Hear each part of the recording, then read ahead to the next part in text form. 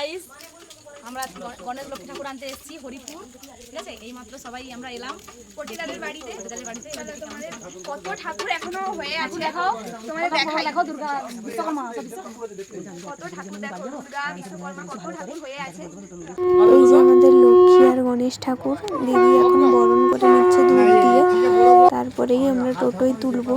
দেখো আস্তে আস্তে করে বের করে নিয়ে আসছি ঠাকুরটাকে, নিয়ে এসে টোটোয় রাখলাম আমরা সবাই মিলে। কত সুন্দর করেছে, মানে আগে থেকেই বলা হয়নি, 2-3 দিনের মধ্যেই এইরকম বানিয়ে দিয়েছে, এত সুন্দর।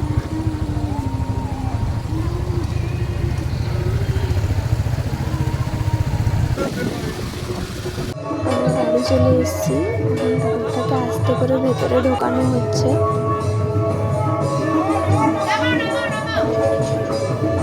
এবার অয়নিকা রানীকে জিজ্ঞেস করি বাড়িতে কে এসছে। বাড়িতে গনু দাদা এসছে বলে ও অনেকটাই খুশি।